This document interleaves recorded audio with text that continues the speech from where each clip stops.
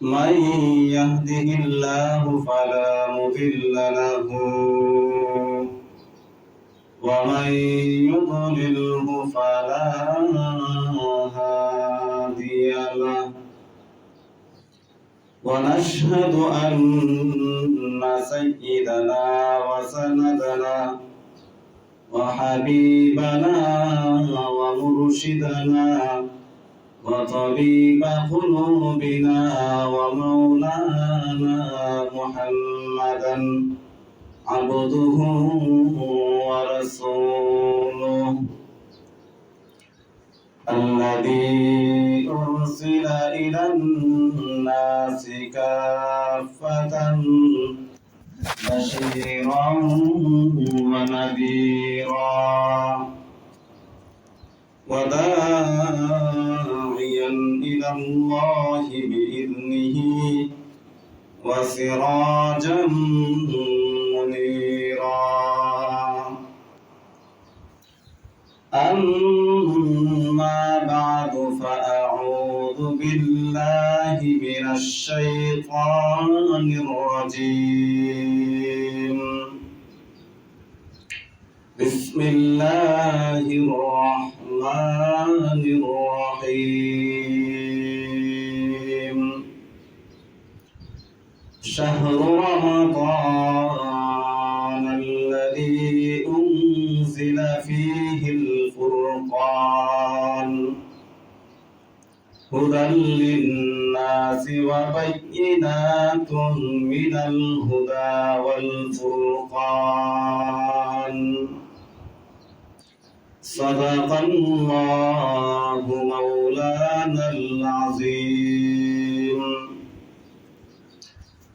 وقال النبي صلى الله عليه وسلم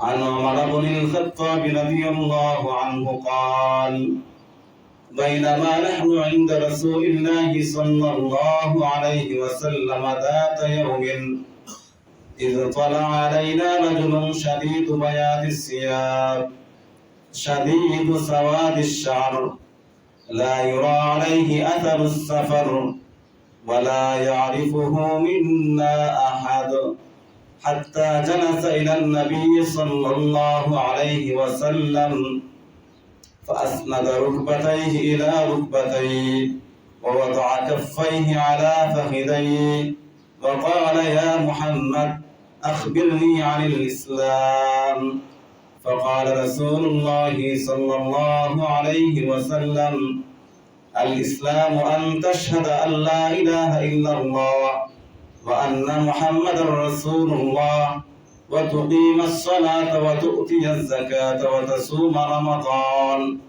وتحج البيت إن استطعت إليه سبيلا قال صدقت قال فعجبنا له يسأله ويصدقه قال فأخبرني عن الإيمان قال أن تؤمن بالله وملائكته وكتبه ورسله واليوم الآخر وتؤمن بالقدر خيره وشره قال صدقت قال فأخبرني عن الإحسان قال أن تعبد الله كأنك تراه فإن لم تكن تراه فإنه يراك قال فأخبرني عن الساعة قال ما المسؤول عنها بأعلم من السائل قال فأخبرني عن أماراتها قال أن تلد الأمة ربتها وأن ترى الحفاة العراة العالة رعاء الشاء يتطاولون في البنيان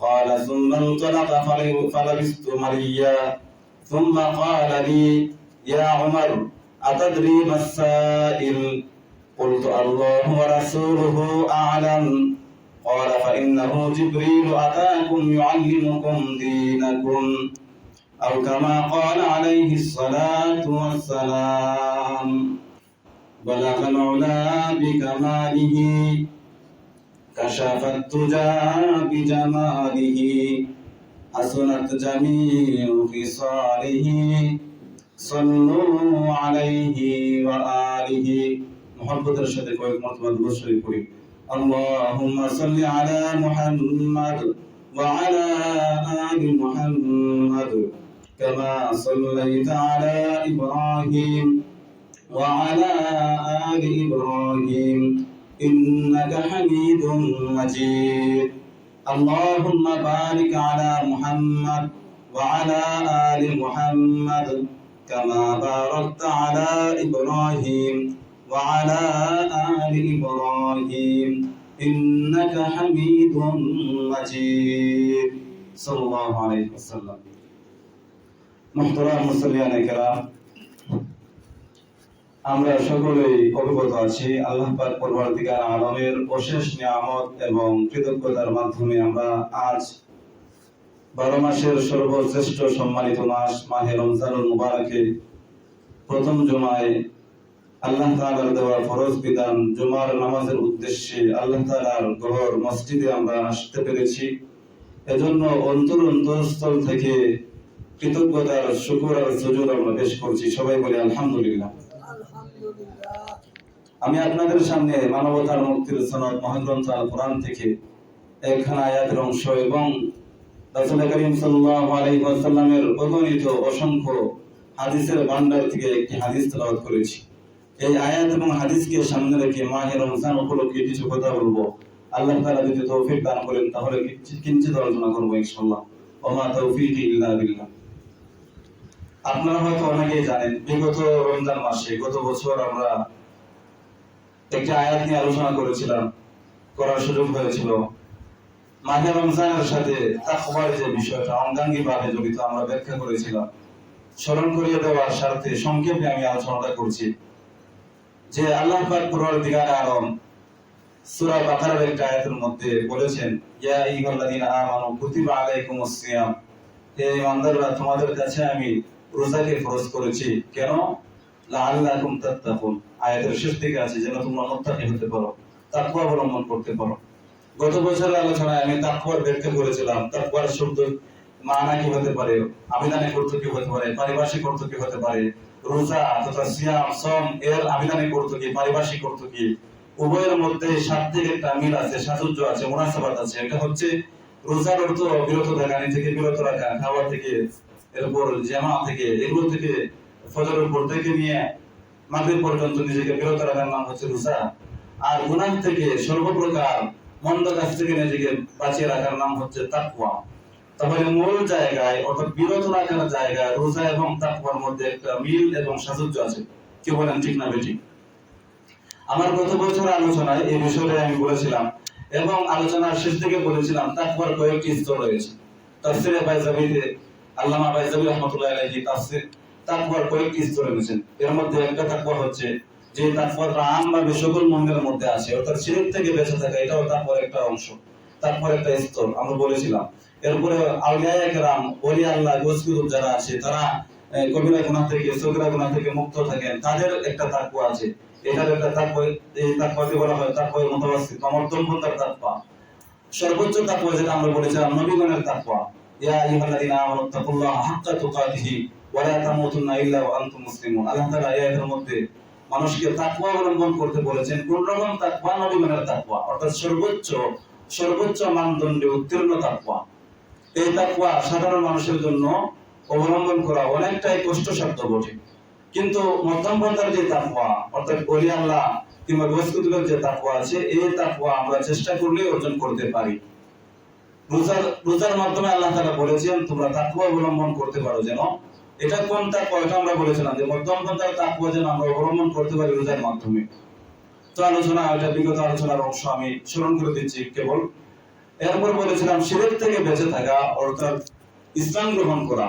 পৃথিবীতে তাবৎ যত ধর্ম আছে, বাতিল মতবাদ আছে, এগুলো না মেনে ইসলামকে বিশুদ্ধ তাওহীদের ধান্দাবাহী হওয়া, এটাও তাকওয়ার সর্বনিম্ন স্তর আছে। আমি এটাও বলেছিলাম তাকওয়ার তিনটা স্তরের মধ্যে সর্বনিম্ন যে স্তর, কুফরি থেকে, শিরক থেকে বেঁচে থাকা, এটা হচ্ছে তাকওয়ার সর্বনিম্ন একটা স্তর। আশা করা যায় আপনারা বুঝতে পেরেছেন। কি বলেন, ঠিক না বেঠিক? তাকওয়ার স্তর কয়টা? গত বছর বলেছি, আজকেও বলতেছি যে সর্বোচ্চ স্তর হচ্ছে নবীগণের তাকওয়ার স্তর, এটাকে বলা হয় তাকওয়ায়ে হাকিকি। এরপর 2 নম্বর তাকওয়া হচ্ছে ওলিদের তাকওয়া। ওলিদের তাকওয়াটা বলা হয় তাকওয়ায়ে মুতাওয়াসসিত বা মধ্যম পন্থার তাকওয়া। তাকওয়া ইতিকাল সবকিছু বলা যায়, তাফসীরে কিতাবে আছে। এরপরে শিরক থেকে কুফর থেকে বেঁচে থাকা, এটার নাম বলা হয় সাধারণ তাকওয়া, তাকওয়া আম যেটাকে বলা হয়। কেউ একজন কুফরি থেকে শিরক থেকে আল্লাহর এক আল্লাহর ইবাদত করে বসে মুত্তাকি, তবে সে সর্বনিম্ন পর্যায়ের মুত্তাকি। পাশাপাশি সে যদি কবিরা গুনাহ থেকে বেঁচে থাকে তাহলে সে ওয়ালিগুনার পর্যায়ের মুত্তাকি।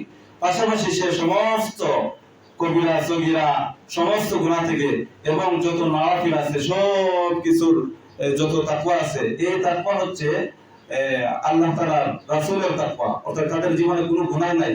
কিন্তু মুমিন তার জীবনে গুনাহ হবে না, মানুষ তার জীবনে গুনাহ হবে না, এটা সম্ভব না। এর লাগি নবীগণের তাকওয়া অর্জন করা কোনো মুমিনের জন্য সম্ভব না। এজন্য আল্লাহ তাআলা তাকওয়ার মাধ্যমে রমজান মাসে রোজা রেখে যে তাকওয়া অবলম্বন করতে হবে, এই তাকওয়ার মাধ্যমে মুরাদ দিয়েছেন মধ্যম পন্থার তাকওয়া, তথা ওয়ালিগুনার তাকওয়া। বুঝতে পেরেছেন কি? একথা বুঝে থাকলে আমরা ফিরে যাই সর্বনিম্ন তাকওয়া। সর্বনিম্ন তাকওয়ার অনুসারী হতে হলে আমাদেরকে আল্লাহ তাআলার প্রতি ঈমান আনতে হবে। আলোচনার শুরুতেই বলেছি রমজান মাস রোজার সাথে তাকওয়ার সম্পর্ক অঙ্গাঙ্গিভাবে জড়িত, অঙ্গাঙ্গিভাবে জড়িত। ইমাম আবু হানিফা রাহিমাহুল্লাহ তাআলা ওনার উসুলুল মুনিফা কিতাবের মধ্যে বলেছেন যে আল ঈমান ওয়াল ইসলাম কাল যহরি মাআল বাতন। ঈমান এবং ইসলাম, ঈমান এবং ইসলাম উভয়টা পেট এবং পিঠের মতো সম্পর্ক, পেট এবং পিঠের মতো সম্পর্ক। আপনারা আমার কথা বুঝেননি? বুঝলে একটু কথা বলবেন, তাহলে আলোচনা করতে সুবিধা হবে। একটু হানা বলবেন, বলবেন তো ইনশাআল্লাহ? আচ্ছা, আল্লাহ তাআলা আমাদেরকে তৌফিক দান করুন। তাইলে তাকওয়া অবলম্বন করতে শিরক থেকে বেঁচে থাকা আবশ্যক, সর্বনিম্ন যে তাকওয়া। তো যে কথাটা বলতেছিলাম আপনাদেরকে, তাকওয়া অবলম্বন করতে হলে শিরক থেকে কুফর থেকে বেঁচে থাকতে হবে, এটা হচ্ছে তাকওয়ার সর্বনিম্ন স্তর। এখন এই যে একটা তাকওয়া, এই তাকওয়া তো সকল মুমিনের মধ্যে আছে, সকল মুমিনের মধ্যে আছে না? অর্থাৎ যে হিন্দু না, যে বৌদ্ধ না, যে খ্রিস্টান না, সেই মুত্তাকি, অর্থাৎ মুসলমান আর কি। মুসলমান কি মুত্তাকি বলা হয়, কিন্তু রোজার মাধ্যমে উদ্দেশ্য হচ্ছে ওয়ালিগুনার তাকওয়া অর্জন করা। তো আমরা সর্বনিম্ন পর্যায়ের তাকওয়া যেটা, অর্থাৎ মুমিন হলে যে একটা তাকওয়া, কুফর থেকে সে বেঁচে আছে এটা তাকওয়া, সে শিরক থেকে বেঁচে আছে এটা তাকওয়া। অর্থাৎ ঈমান, যার ঈমান আছে সেই মুত্তাকি, ব্যাপক অর্থে আমভাবে যার ঈমান আছে সেই মুত্তাকি। সেই হিসেবে আমরা আজকে আমাদের আলোচনার সাথে মুনাসাবাত, সামঞ্জস্যতা রক্ষার্থে আমরা ঈমানিয়াত নিয়ে আলোচনা করব। আল্লাহ তাআলা কোরআনে মাজিদের মধ্যে ইরশাদ করেছেন, ইয়া আইয়ুহাল্লাযীনা আমানুত্তাকুল্লাহা হাক্কা তুকাতিহি ওয়া লা তামুতুন্না ইল্লা ওয়া আনতুম মুসলিমুন। হে দুনিয়ার ঈমানদাররা, হে দুনিয়ার মুসলিমরা, তোমরা যারা ঈমান আনছো তোমরা তাকওয়া অবলম্বন করো। তোমরা তাকওয়া অবলম্বন না করে পরিপূর্ণ মুমিন না হয়ে তোমরা মৃত্যুবরণ করো না, অর্থাৎ মৃত্যুর আগে তোমরা পরিপূর্ণ মুত্তাকি হও। তাকওয়ার প্রকার বুঝে থাকলে আপনারা হয়তো আয়াতের অর্থটা বুঝতে পেরেছেন। আল্লাহ তাআলা বলেছেন মুমিনদেরকে তোমরা তাকওয়া অবলম্বন করো। আর আমরা তাকওয়ার প্রকারভেদের মধ্যে পেয়েছি যে ব্যক্তি মুমিন সেই মুত্তাকি। তাহলে দুইটা কথার মধ্যে একটা বিরোধ বা মুখালাফত তৈরি হয়, কি বলেন, ঠিক না? আমরা বললাম আমাদের আলোচনার মধ্যে যে ব্যক্তি ঈমান আনলো, কুফর থেকে, শিরক থেকে, তিন পূজা থেকে, মূর্তি পূজা থেকে বেঁচে থাকলো, সেই মুত্তাকি আমরা বললাম তাফসীরের ভাষায়। আবার কোরআনের মধ্যে আছে হে মুমিন যারা ঈমান আনছো, মুমিন মানে তো মুত্তাকি, হে মুত্তাকি তোমরা তাকওয়া অবলম্বন করো। তাহলে এক আয়াতের মধ্যে একটা বিরোধ বা মতভেদ দেখা গেল, কি বলেন, ঠিক না ঠিক? বুঝতেছেন আমার কথা? আচ্ছা, তো এর অর্থ কি আমাদের বোঝা দরকার। তো এর অর্থ হচ্ছে মুমিন মানেই তো সে তাকওয়ার অধিকারী, মুত্তাকি। তবে আল্লাহ তাআলা মুত্তাকি হওয়ার পর, মুমিন হওয়ার পর তাকওয়া অবলম্বন করতে কেন বলছেন? হ্যাঁ, এটা হচ্ছে যে প্রথম তফার বা সর্বনিম্ন তফার যে তাকওয়া আছে, সর্বনিম্ন স্তর তথা কুফর শিরক থেকে বেঁচে থাকার যে তাকওয়া, এই তাকওয়া অবলম্বন করলে একজন মুমিনের জীবনে সফলতা আবশ্যক হবে না, বরং একজন মুমিনের জীবনে পরিপূর্ণ সফলতা ধরা দিতে হলে, পরিপূর্ণ সাফল্য যদি একজন মুমিন অর্জন করতে চায়, তাহলে সে সর্বনিম্ন স্তরের তাকওয়া অবলম্বনের পাশাপাশি তাকওয়া মুতাওয়াসসিত তথা ওয়ালিগণের যে তাকওয়া, কবিরা গুনাহ থেকে বেঁচে থাকা, সগীরা গুনাহ থেকে বেঁচে থাকা, নওয়াফিল নফল নামাজ পড়া, রমজান মাসে 20 রাকাত তারাবির নামাজ পড়া, 8 রাকাত নামাজ না পড়ে মসজিদ থেকে বেরিয়ে না যাওয়া, এই যে বিষয়গুলো আছে, এগুলোকে যে ব্যক্তি পুঙ্খানুপুঙ্খভাবে যথাযথভাবে পালন করবে সেই ব্যক্তি দুনিয়ার জীবনে সাফল্যমণ্ডিত হবে। বলেন ঠিক না বেঠিক? আশা করা যায় আপনারা আয়াতের তাআরুজটা মতলব বুঝতে পেরেছেন। কারণ আমরা প্রথমে বলেছি প্রত্যেক মুমিন মাত্রই মুত্তাকি। আবার আল্লাহ তাআলা কোরআন মাজিদের মধ্যে বলতেছেন, হে মুমিনরা তোমরা তাকওয়া অবলম্বন করো। তাহলে এই দুই আয়াতের মধ্যে বা এই আয়াত এবং তাফসীরের মধ্যে যে একটা তাআরুজ, এই তাআরুজকে আমরা দূর করলাম কিভাবে? যে সাধারণ তরিকার, সাধারণ তবকার, সাধারণ স্তরের তাকওয়া অবলম্বন করলেই দুনিয়ার জীবনে একজন মুমিন সাফল্যমণ্ডিত হতে পারবে না, সফলতা অর্জন করতে পারবে না।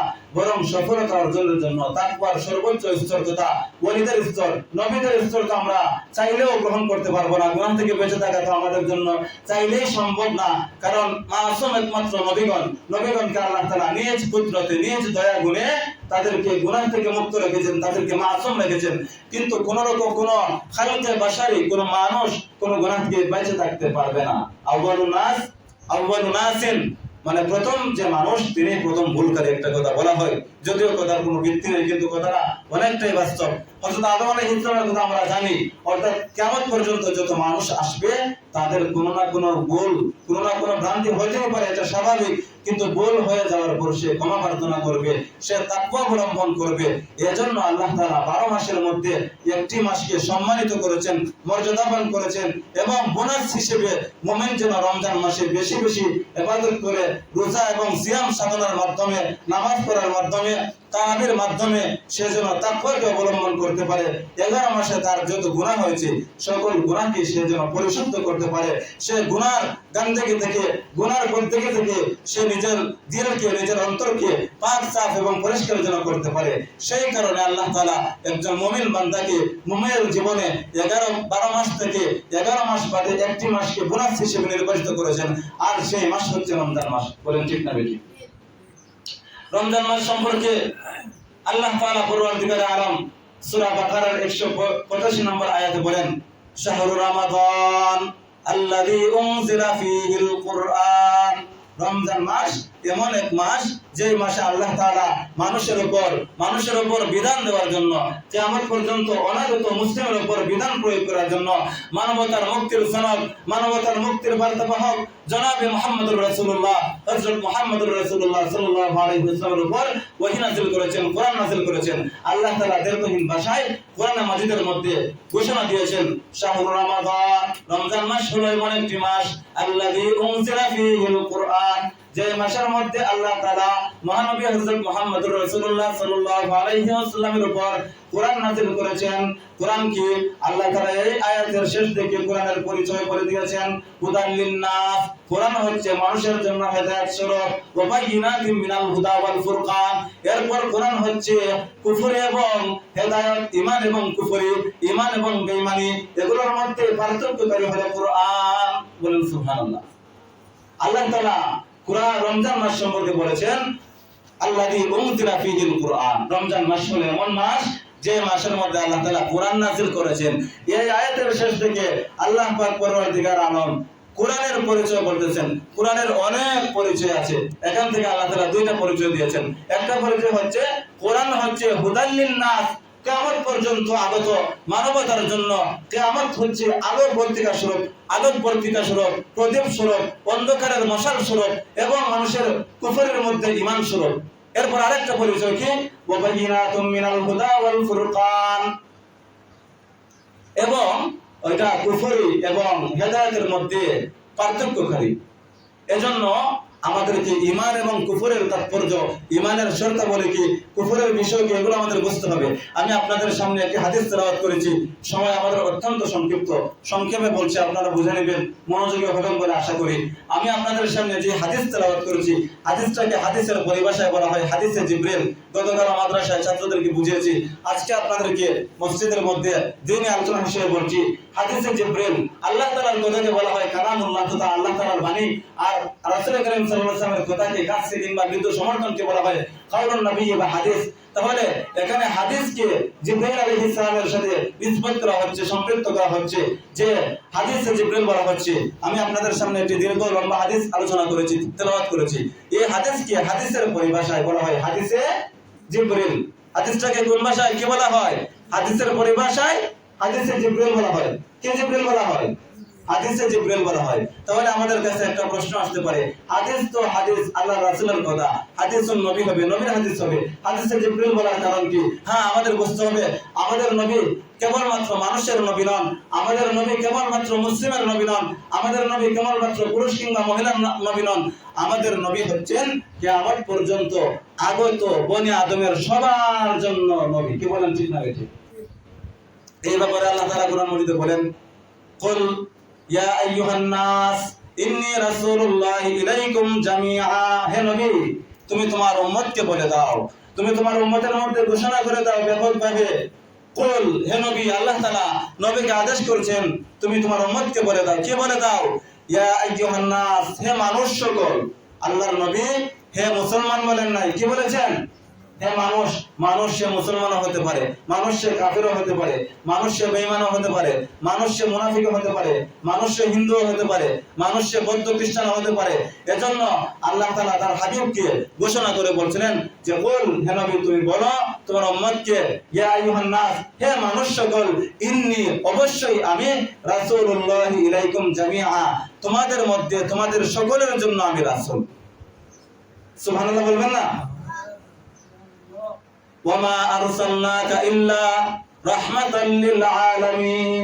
আরেকটা আয়াতে আল্লাহ পাক পরওয়ারদিগারে আলম রাসূল করিম সাল্লাল্লাহু আলাইহি ওয়াসাল্লামকে সম্বোধন করে বলছেন যে হে নবী, আমি আপনাকে সকল জগতের জন্য, সমস্ত মানুষের জন্য রহমত স্বরূপ প্রেরণ করেছি। আল্লাহ তাআলা শুধু মুসলমানদের জন্য বলেছেন? বলেন নাই। তাহলে বোঝা গেল আমাদের নবী নির্দিষ্ট কোন জাতির, কেবলমাত্র মুসলিম জাতির নবী নন, আমাদের নবী বিশ্ব নবী। আমাদের নবী কি নবী? আওয়াজ করে বলুন, কি নবী আমাদের নবী? বিশ্ব নবী। আমাদের নবী যেমন মুসলমানদের নবী, আমাদের নবী কাফেরদেরও নবী। আপনার নারাজ নাকি? যদি আমার নবী মুসলমান, আমি মুসলমানের নবী, ওনারা কাফের হয়ে গেলে এই নবী মানত, নারাজ হয়ে যাইব। এটা আমার কথা নেই, কার কথা? আল্লাহ পাক পরওয়ারদিগার আলমের কথা। কুরআন শরীফে এটা হচ্ছে জরুরিয়াতে দিন, দিনের আবশ্যক আকীদার একটা হচ্ছে আমরা নবী কেবলমাত্র একটা উম্মতে মুসলিমার নবী নন, উনি জিনদের নবী। আল্লাহ তাআলা কুরআন শরীফের মধ্যে সূরা জিনের ব্যাপারে একটা আয়াত নাযিল করেছেন, একটা সূরা নাযিল করেছেন এবং বলেছেন যে তুমি জিন জাতির কাছে যাও এবং জিনকে দাওয়াত দাও। নাফারুম মিনাল জিন, জিনের মধ্যে আল্লাহ রাসূল একরাতে গিয়েছিলেন, জিনদের কাছে গিয়ে দাওয়াত দিয়েছিলেন। তাহলে বোঝা গেল মানব, দানব, জিন, ভূত সবকিছুর নবী আল্লাহ রাসূল। এজন্য আল্লাহ রাসূল বিশ্ব নবী। বুঝতে পেরেছেন আশা করা যায়? কি বলেন? আচ্ছা, যদি আমরা বুঝি আমাদের রাসূল হচ্ছেন অন্যান্য নবীর মতো না, আমাদের রাসূল হলেন বিশ্ব নবী, মানবতার কান্ডারি বিশ্ব নবী, তাহলে আমাদের বুঝতে হবে যে আল্লাহ রাসূল হযরত জিবরাইল আলাইহিস সালাম একদিন আল্লাহ রাসূলের কাছে আসছিলেন, এসে আল্লাহ রাসূলের কাছ থেকে ইসলাম এবং ঈমান শিক্ষা দিয়েছিলেন। এজন্য এই হাদিসকে বলা হয় হাদিসে জিবরিল। আমরা বলবো হাদিসটা, দেখেন হাদিসের মধ্যে কি বলা হয়। একদিন সাহাবায়ে কেরাম রাদিয়াল্লাহু আনহুমকে নিয়ে রাসূল কারীম সাল্লাল্লাহু আলাইহি ওয়াসাল্লাম একটা মজলিসের মধ্যে বসেছিলেন। কি বলেন? মজলিসের মধ্যে বসেছিলেন। হাদিসটা বর্ণনা করেছেন হযরত ওমর ইবনে খাত্তাব রাদিয়াল্লাহু তাআলা আনহু। এই হাদিসটা মিশকাত শরীফের 2 নম্বর হাদিস এবং সহিহ মুসলিম শরীফের মধ্যে হাদিসটা আছে শুরুর দিকে একদম কিতাবুল ঈমানের মধ্যে। তো এই হাদিস ভুল হওয়া কিংবা সহিহ না হওয়ার কোনো সন্দেহ নাই, কারণ সহিহ মুসলিম কিংবা সহিহ বুখারীর হাদিসের ব্যাপারে সমস্ত উম্মতের ইজমা, এগুলো সহিহ, এগুলোকে কেউ যদি অস্বীকার করে কাফের হয়ে যাবে। সহিহ বুখারী কিংবা সহিহ মুসলিমের হাদিসকে কেউ অস্বীকার করলে সে কি হয়ে যাবে? কাফের হয়ে যাবে। এজন্য এই হাদিসের ব্যাপারে বিন্দু মাত্র ন্যূনতম সংশয় কিংবা সন্দেহ রাখা যাবে না। তো হাদিসে জিবরিল এটাকে বলা হয় কেন বললাম? এজন্য সাহাবায়ে কেরামের মজলিসে আল্লাহর রাসূল বসেছিলেন, হঠাৎ একজন সাদা পোশাক পরিহিত একজন ব্যক্তি আসলেন এবং উনি এমন একটা তরিকায় আসছেন, ওনাকে কেউ চিনেন না। উনি একজন অপরিচিত মানুষের বেশে, একজন বৃদ্ধের বেশে আসছেন। লা ইউরা আলাইহি আসারুস সফর, হাদিসের মধ্যে আছে যে তার মধ্যে সফরের কোনো ক্লান্তি পরিলক্ষিত হচ্ছিল না। কারণ যেহেতু জিবরাইল আলাইহিস সালাম উপর থেকে, উত্তর আকাশ থেকে আসেন, অবশ্যই ক্লান্ত হওয়ার কথা। কিন্তু হাদিসের মধ্যে আছে জিবরাইল আলাইহিস সালাম একজন বৃদ্ধ লোকের বেশে আসছেন সাদা পোশাক পরিহিত করে, এবং ওনার মধ্যে সফরের কোনো ক্লান্তি পরিলক্ষিত হচ্ছিল না। তাহলে বোঝা গেল যে উনি আল্লাহ রাসূলের সামনে এসে কি করলেন? আল্লাহ রাসূল যেভাবে বসছেন নামাজের মতো, উনি আল্লাহ রাসূলের হাঁটুর সাথে হাঁটু মিলিয়ে বসলেন। ফাসনাতা রুকবাতাইহি লা রুকবাতাইহি। হাদিসের ইবারত হযরত ওমর ইবনে খাত্তাব রাদিয়াল্লাহু তাআলা আনহু বললেন যে জিবরাইল আলাইহিস সালাম বা এই বৃদ্ধ লোকটি আল্লাহ রাসূলের কাছে এসে নামাজের সুরতে বসলেন এবং আল্লাহ রাসূলের হাঁটুর সাথে জিবরাইল আলাইহিস সালামের হাঁটুর সাথে মিলিয়ে একাকার করে লাগিয়ে বসলেন। ফাআখাযা কাফাইহি আলা ফাখিদাইহি হাদিসের ভাষার মধ্যে আছে। অতঃপর হযরত জিবরাইল আলাইহিস সালাম ওনার যে হাতের তালু আছে, হাতের তালু আল্লাহ রাসূলের রানের উপর রাখলেন।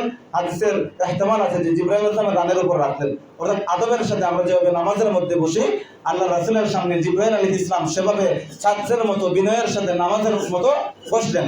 বসার পর হযরত জিবরাইল আলাইহিস সালাম মুহাম্মদুর রাসূলুল্লাহ সাল্লাল্লাহু আলাইহি ওয়াসাল্লামকে সম্বোধন করে বলছিলেন, ইয়া মুহাম্মদ, হে মুহাম্মদ, আখবিরনি আনিল ইসলাম, আমাকে ইসলাম সম্পর্কে খবর দিন, ইসলাম কি, আমাকে ইসলাম শিক্ষা দিন। কে প্রশ্ন করতেছেন? হযরত জিবরাইল আলাইহিস সালাম। কাকে প্রশ্ন করতেছেন?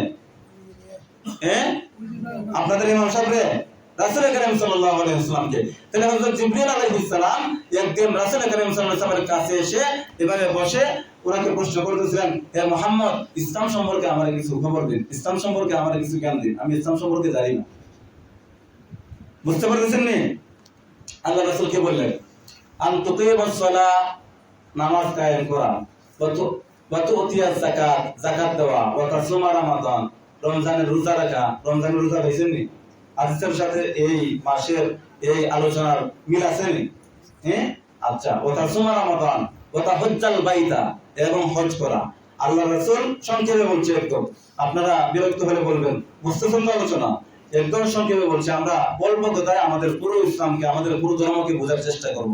কারণ শুরুতেই বলেছি যে কুফর থেকে, শিরক থেকে বেঁচে থাকাই হলো মুত্তাকির সর্বনিম্ন স্তর, এবং এই মুত্তাকি প্রত্যেক মুমিন, মুমিন মাত্রই মুত্তাকি, বললাম না? এজন্য আমরা সংক্ষেপে ঈমানকে শিক্ষা দিচ্ছি। হযরত জিবরাইল আলাইহিস সালাম আল্লাহ রাসূলের কাছে এসে ইসলাম শিক্ষা নিয়েছিলেন। তো আল্লাহ রাসূল বলেছিলেন, চারটা বিষয় পালনের নাম হচ্ছে ইসলাম। এক নম্বর হচ্ছে পাঁচ ওয়াক্ত নামাজ পড়া, আর পাঁচ ওয়াক্ত নামাজ পড়া। এরপরে কি? যাকাত, যাকাত দেওয়া। এরপরে তাসুমা রমাদান, রমজানের রোজা রাখা। ওয়া তাহজ্জাল বাইতা, কাবা শরীফের হজ করা। এই চারটা জিনিসের নাম কি? ইসলাম। এরপরে জিবরাইল আলাইহিস সালাম রাসূল করিম সাল্লাল্লাহু আলাইহি ওয়াসাল্লামকে বললেন, সাদাকতা ইয়া মুহাম্মদ, হে মুহাম্মদ, আপনি সত্য বলছেন, আপনি সত্য বলছেন। তো জিবরাইল আলাইহিস সালাম আল্লাহ রাসূলের কাছে এসে ইসলাম শিখতেছেন। বিষয়টা অনেক বড় বিষয় না? বুঝতে হবে, আমাদের নবী কেবলমাত্র মানুষের নবী না, কেবলমাত্র জিনের নবী না, কেবলমাত্র দানব আর ভূতের নবী না। আমাদের নবী বিশ্ব নবী, ফেরেশতাদের নবী। কি বলেন, ঠিক না বেঠিক? ফেরেশতাদের নবী হলো আপনারা নারাজি না বেজার? কথা বলেন কিছু। উনি যদি ফেরেশতাদের নবী হন, সমস্যা আছে আমাদের? হলে তো আমাদের নবীর মর্তবা বাড়তেছে না? তো হযরত জিবরাইল আলাইহিস সালাম আল্লাহ রাসূলের কাছ থেকে ইসলাম শিখলেন। এরপরে জিজ্ঞাসা ওয়াল ঈমান, এরপরে জিজ্ঞাসা ঈমান কি? তা আল্লাহ রাসূল জিজ্ঞেস করলেন, কি ঈমান কি? তখন আল্লাহ রাসূল বললেন, আন তুমিনা বিল্লাহি, আন তুমিনা বিল্লাহি, আল্লাহ তাআলার ব্যাপারে ঈমান আনা, আল্লাহ তাআলার ব্যাপারে ঈমান আনা। ঈমান কি? ঈমান হচ্ছে ছয়টা বিষয় বা সাতটা বিষয়ের উপর ঈমান আনার নাম ঈমান। আপনারা ঈমানে মুজমাল, ঈমান মুফাসসাল করছেন না?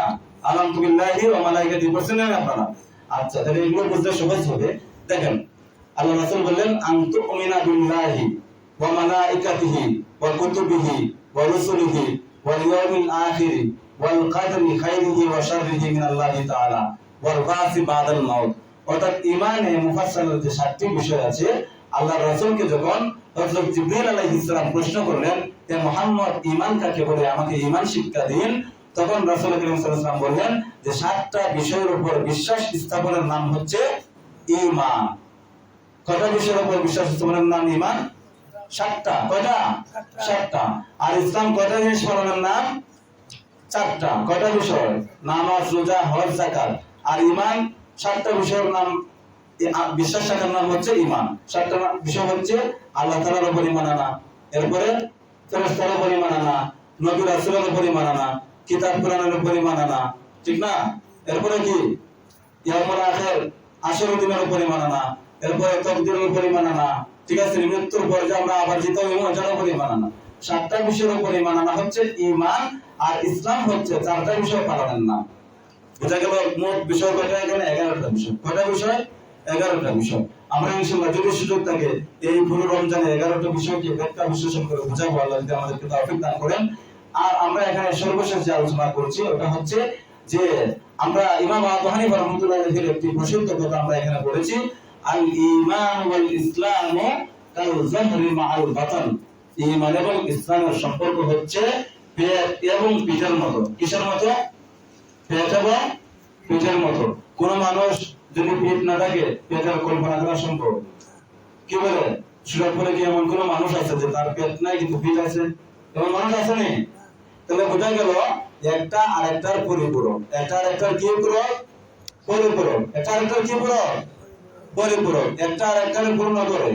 শুধু পেট দিয়ে মানুষ পূর্ণ হতে পারে না, শুধু পিঠ দিয়েও পূর্ণ হতে পারে না, বরং পেটের সাথে কি লাগবে? পেট লাগবে। তাহলে ইমানের সাথে কি লাগবে?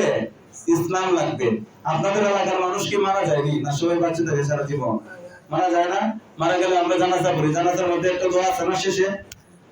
আল্লাহুম্মা ফাহিহি আলাল ইসলাম এবং তাওয়াফাইতুহু মিন্না ফাতাওয়াফাহু আলাল ঈমান। আমরা বলি না যে আল্লাহ আমাদের মধ্যে যারা বেঁচে আছে তাদেরকে ইসলামের সাথে বাঁচাই রাখো, আর যারা মারা যায় তাদেরকে ঈমানের সাথে মৃত্যু দাও। আমরা জানাজার নামাজের মধ্যে এই দোয়াটা পড়িনি? পারিনি দোয়াটা সবাই? আচ্ছা, তাহলে বোঝা গেল ইসলাম এবং ঈমান কোনটার বিপরীত না, কোনটার মুখালিফ না, বরং একটা আরেকটার পরিপূরক। একটা আরেকটার পরিপূরক, একটা আরেকটার পূর্ণতা বিধানকারী, একটা আরেকটার সামঞ্জস্য বিধানকারী। এজন্য শুধুমাত্র ঈমান নিয়ে বসে থাকলে হবে না, ঈমানের সাথে সাথে কি লাগবে? আমলও লাগবে। সূরা কাহফের শেষ দিকে আল্লাহ তাআলা বলেন, কি বলেন? قل لو كان البحر مدادا لكلمات ربي لنفد البحر قبل أن تنفد كلمات ربي ولو جئنا بمثله مددا। এরপর শেষ দিকে আছে فليعمل عملا صالحا ولا يشرك بعبادة ربه أحدا। যে ব্যক্তি আল্লাহ তাআলার সাথে সাক্ষাৎ করতে চায়, যে ব্যক্তি জান্নাতে যেতে চায়, সে যেন আমল করে ওয়ালা ইশরিক বিইবাদাতি রাব্বিহি আহাদা, এবং আল্লাহ তাআলার সাথে কাউকে যেন শরীক না করে। আছে না? শুধু আমলের কথা বলছেন আল্লাহ, আমলের সাথে ঈমানকেও ঠিক করতে বলছেন। আমল তো করবেই না, আমল রমজান মাস আসলে তারাবি করবে, রোজা রাখবে, ঠিক আছে, ভালো কথা, কিন্তু ঈমানকেও রাখতে হবে নিষ্কলুষ, ঈমানকেও রাখতে হবে বিশুদ্ধ। পারবেন তো ইনশাআল্লাহ? আল্লাহ তাআলা আমাদেরকে তৌফিক দান করুন। ঈমানের একটা ফজিলত বলে আজকের আলোচনা আমরা শেষ করে দিচ্ছি, যেহেতু সময় একদম কম। ঈমানের ফজিলতটা সহজে একটা উদাহরণ দিয়ে বলি। আপনার অনেক বড় একটা 20 লিটারের বালতি আছে, ধরেন। কয় লিটারের বালতি আছে? কয় লিটারের বালতি আছে? 20 লিটারের একটা বালতি আছে। কিংবা বোঝার জন্য যদি বলি আমরা ট্যাঙ্কি আছে। আমরা কি আছে? মসজিদের টেপের লাগি বড় একটা ট্যাঙ্কি আছে। এরপরে আছে পানি তোলার লাগি মোটর আছে নাকি? আচ্ছা, তো ট্যাঙ্কির পানি শেষ হয়ে গেছে, মোটর চালা দিলাম। এখন যদি ট্যাঙ্কির মধ্যে একটা ফুটা থাকে আর সারা দিন রাত 24 ঘন্টা যদি মোটরটা চলে, ট্যাঙ্কি ভরবো ফেলনে? যদি টিয়ারটা চালু থাকে, ট্যাঙ্কি জীবনে ভরবো নি? ফুলে যাবে না? তিনি ঈমান আমলের সঙ্গে কই দেন।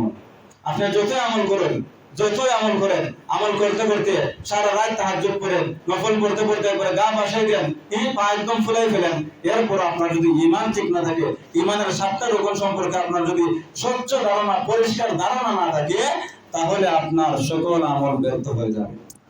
সুবহানাল্লাহ বলুন না? এজন্য ঈমানের গুরুত্ব অনেক বেশি। উলামায়ে কেরাম বলেন, আল ঈমানু ফিদ-দীন অথবা আল আকাইদু ফিল ইসলাম কালমাই বিস-সামার। মাছের জন্য পানির যতটুকু প্রয়োজন। কি বলেন? সুরাপুরের মাছ কি পানি ছাড়া বাঁচে? হ্যাঁ, সুরাপুরের মাছ পানি ছাড়া বাঁচবো? বাঁচার কোনো সিস্টেম নাই। কারণ মাছের জন্য, মাছের বেঁচে থাকার জন্য অবশ্যই কি লাগবে? পানি লাগবে। তো মুমিনের ঈমান আমল সহিহ হওয়ার জন্য ঈমানও সহিহ হওয়া লাগবে, ঈমানও সহিহ হওয়া লাগবে। আমরা মানুষ যারা আছি, নিঃশ্বাস ছাড়া আমরা বাঁচতে পারবো? এক মুহূর্তের জন্য যদি নিঃশ্বাস বন্ধ হয়ে যায়, আমাদের বেঁচে থাকা সম্ভব হবে? সম্ভব হবে না। এজন্য আমাদের বেঁচে থাকার জন্য যেমন নিঃশ্বাস প্রয়োজন, মাছের বেঁচে থাকার জন্য যেমন পানির প্রয়োজন, একজন মুমিন তার জীবনে সফল হওয়ার জন্য, একজন মুমিন তার দুনিয়ার জীবনে সাকসেস হওয়ার জন্য বিশুদ্ধ ঈমান, বিশুদ্ধ আকীদা লালন করতে হবে। তাহলে সে তার জীবনে বাস্তব এবং সাফল্যমণ্ডিত হতে পারবে। আল্লাহ তাআলা আমাদের আমলের পাশাপাশি ঈমানকেও বিশুদ্ধ করে দিন। সবাই বলি আমিন। ওয়া আখিরু দাওয়ানা আলহামদুলিল্লাহি রাব্বিল আলামিন। ইনশাআল্লাহ আগামী জুমার মধ্যে আপনারা সবাই আগে চলে আসবেন। আমরা ঈমানের শর্ত কি, ঈমানের আবশ্যকতা কি, কুফর কাকে বলে, শিরক কাকে বলে, রমজান যেহেতু তাকওয়া অবলম্বনের মাস, আর তাকওয়ার সর্বনিম্ন স্তর যেহেতু কুফর থেকে, শিরক থেকে বেঁচে থাকা, আমরা রমজান মাস উপলক্ষে আমরা মসজিদের মধ্যে, মিম্বরের মধ্যে বসে আমরা ঈমানকে শিখব। সবাই রাজি আছেন না? রাজি না? রাজি থাকলে ইনশাআল্লাহ আমরা আগামী জুমা পরে আগে চলে আসবো। আল্লাহ তাআলা আমাদেরকে তৌফিক দান করুন। আমিন বিরহমাতিকা ইয়া আরহামার রাহিমিন। 4 রাকাত সুন্নাত সবাই পড়েন।